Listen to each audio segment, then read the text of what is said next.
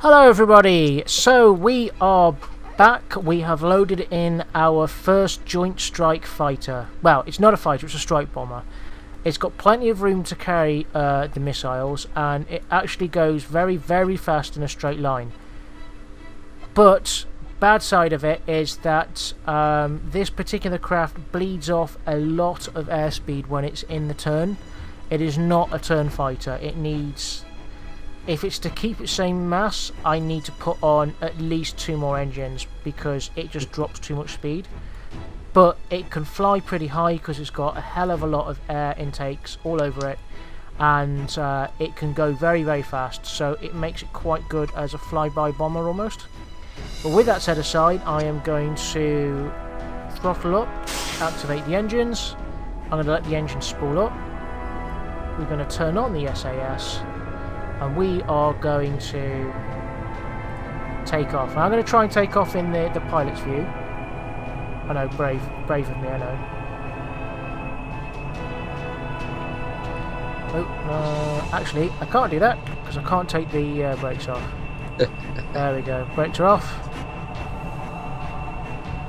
Now you can go in the cockpit. Now I can go in the cockpit view. The cockpit view is useful when... in so regard as when you're trying to line stuff up, because you've got a view straight down the nose of the craft. It doesn't have a hood though. This is kind of the one with the bubble, with the bubble cockpit. Yeah. But we're about the right speed now, so I'm just gonna edge the nose up, and we're gonna climb. Look at that for a takeoff. Nice and easy. She takes off really nicely. I reckon she could carry a heavier payload under her wings if we organise that. So we're going to bring the gears in, and I'm just going to... Now she rolls really well. She's got a lot of pitch. Yeah, she's okay with pitching. She just bleeds far too much speed when she does pitch. I mean, you can see that dropping just with that very light manoeuvre. But we're going to be picking up some speed because we're going to need that speed. I'm also going to be climbing up to about 1,000 meters because we want the room. We don't want to be too high. We don't want to be sitting targets. Okay, so let's... we are on Team A. We're going to arm our trigger, and the Agene 14s, 140Ns are on. Let's sort our modules out. So, radar warning receiver. We need that on. That's going to be blinking because our own radars are bouncing off us from back where our defences are. We're going to need the targeting ball, so I'm going to turn on in a second. We also need the ECM jammer. Now that just stays on, but that has a very good chance of screwing up with radar, which means that potentially it stops them detecting us. They can't see us. So that might be something that it might stop beeping at us, and we might notice that it's working. So let's bring out the targeting ball. Now the targeting ball is part of BD Armory's kind of way that you fire everything. So let's just bring it up. You see the tiny little green ball just off my left wing. So we're just gonna... That coincides with the actual screen of the crosshair. Now I'm going to lock the target on that general area and just zoom in. So we can see the control tower, but we're out of load distance. Where it says no LR, it means no load range. And I believe... Now if I'm trying to centre on one of those targets, so I think there's a target somewhere down there, by the looks of it. We've got the long range targeting, the very faint pink circle up here. So I'm just going to continue on this heading. We're at 2,000 meters. We're actually a bit higher than I thought I'd want to be. But yeah, as we get closer, I'm going to be able to start firing our missiles off. So fire is just 0. I need to remember that. So our radar warning is on. Oh, you're in loading range. Yep, we're in load range. We're in maximum load range, but it might not quite load it in. In KSP, the physics load range is 10 kilometers. So I'm just going to zoom out just to see if I can see anything. Just trying to spot anything. I'm not flying directly at it because there's something there. There's definitely something there.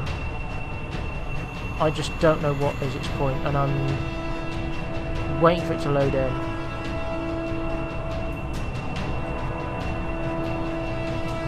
8,000 meters. Got it. There. Tiniest of spec. What the hell is that thing? It's tiny. You see that? Nope. Right in the middle. It's just the tiniest of pixels. Okay, I'm getting a ping off it. It's trying to lock me. And there's something else as well. Yeah, looks like there's something in the road. There definitely is something on the runway. Yeah. Okay. Now my ECM jammer appears to be working because I'm not taking any fire. shots. That thing is absolutely tiny. I'm just doing a flyby just to see what the hell it is. Oh, I'm getting a lock. It just tried locking. See? It's not locking. Okay. When it bleeps like that, my craft is registering the fact that there is something bouncing off me. Yeah. But it hasn't detected anything. When it goes beep beep beep beep, when it blinks more, I know you don't have sound on your end because Skype is wonderful. Yeah. But when it blinks more, it means that whatever is something is trying to resolve a lock on me, which means my jammer's not working. There's definitely something there. I can't get more of a zoom in on that, but it's definitely some kind of defense, and we're going to have to take it out because I don't want something that can attain a radar lock. Even if, I mean, there's such weapons. There's things where you can have like a tiny thing with a radar out in the open, and it can be broadcasting the lock that it's getting to a big weapons platform, which can be over the hill, and it will use that targeting data. So I'm gonna do a bombing run as I come around. They're trying to get a lock on me because it's doing this constant beeping, which is fine, the bic sound almost. But every now and again it stutters and starts to try beeping quicker, and that's it trying to put a bigger scan on me. Okay. Yeah, it's trying to. I've got two. Okay, so firing. I'll fire 2 missiles. Firing. Break off. See what happens. They look like they're on target. They're curving in towards the target. The target's definitely got some kind of radar on it. Okay, yep. Target well struck. Okay, there's just debris. My ECM jammer is still working. It's still stopping them locking onto me. Okay. And where's the second one? I'm going to loop up, over and around this mountain, I think. But those things are absolutely tiny, like they're minuscule. But yeah, it's definitely trying to get a lock on me. I'm detecting the fact that it's sending out radar pulses. So I'm just going to leave it there. So yeah, I'm definitely picking up the fact that it's actively searching for radar, but at the moment my jammer, which is the ECM jammer, is working. Currently. It did stutter for a little bit when I got a bit closer. I think the closer I get, the more chance of it failing of it failing.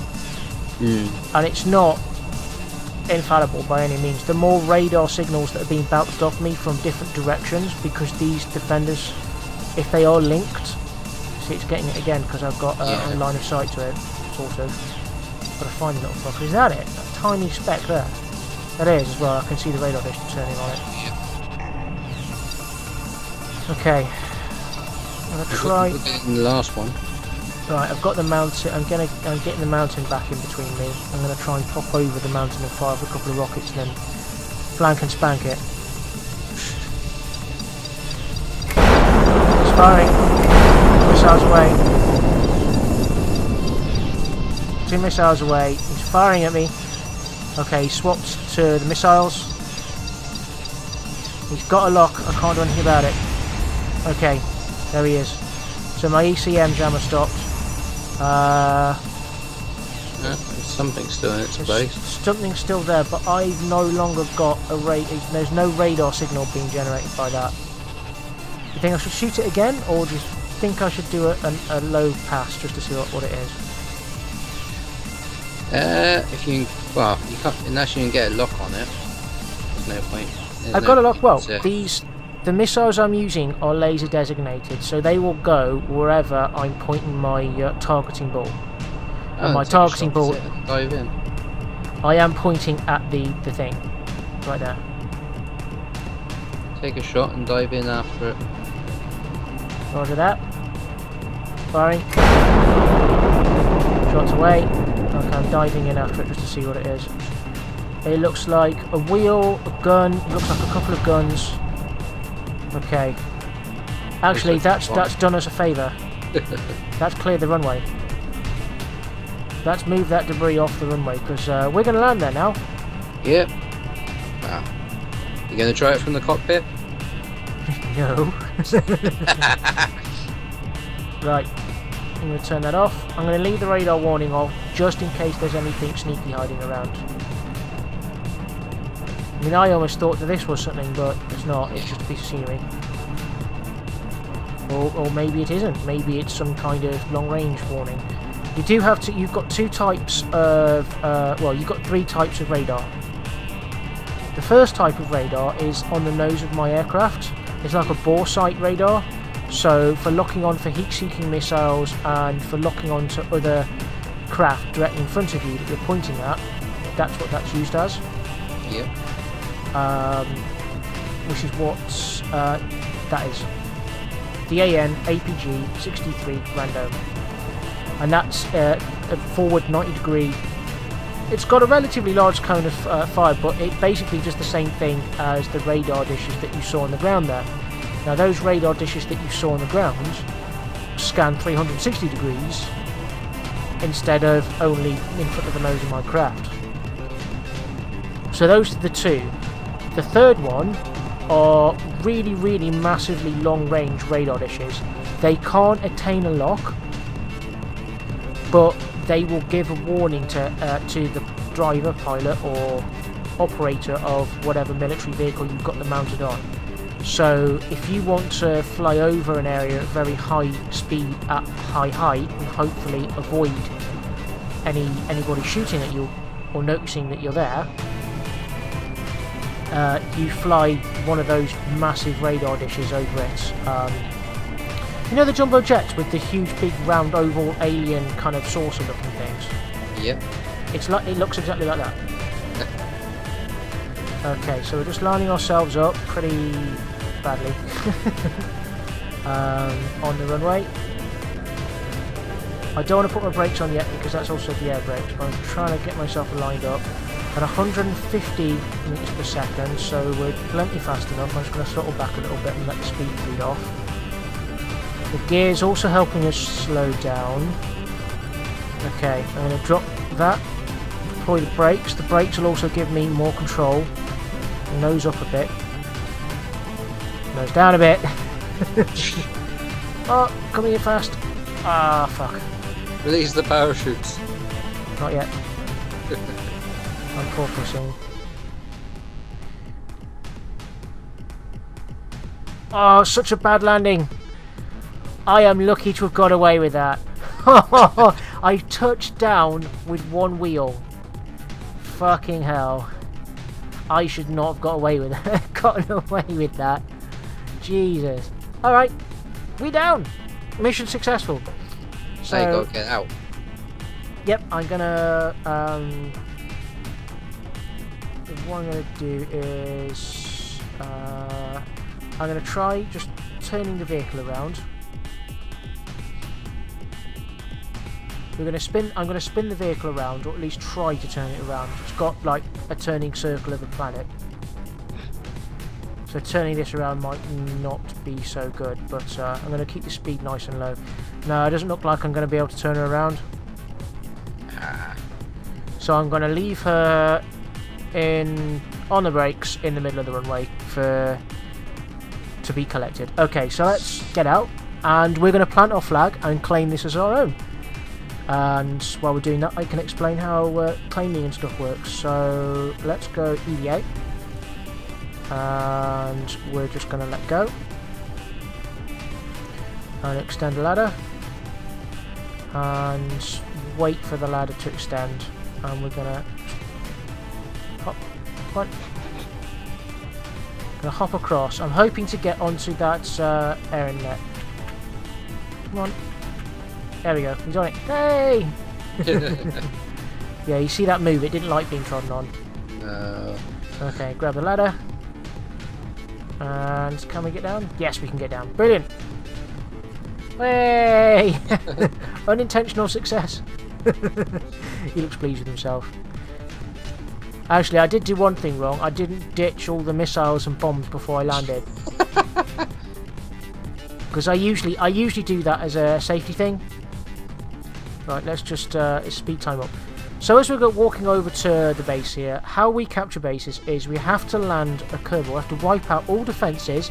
There have to be no active defences. In other words, all probe cores, all brains, as in probe cores or pilots themselves, or cockpits, they all need to be eliminated before you can take a site. So anything that registers as a purple contact or pink contact doesn't count. If it's a grey contact, because that counts as just being debris, even if it's something that could be used later on. If it's debris, it means it's not active, it's safe.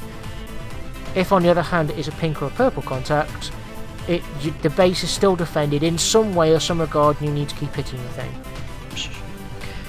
Once you've taken out everything at a base, you then need to land a Kerbal, and you have to plant a flag. If you don't plant a flag, it's still in the hands of the enemy, and all the enemy needs to do is just redeploy more ground forces to that point to take it back. That's all they have to do. Once you put a flag down, it is yours.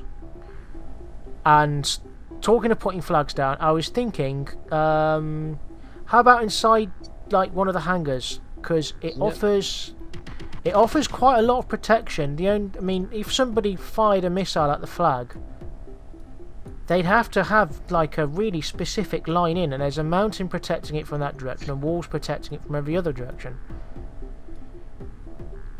So I reckon somewhere in here would be quite good. Yeah. Plus you've got the old Kerbal Space Center parts, which is quite cool. Let's put it in here. Alright. So, I've captured this base, but what I want to do is give this airbase, this whole airbase, to the Jade Dragon Empire. Excellent.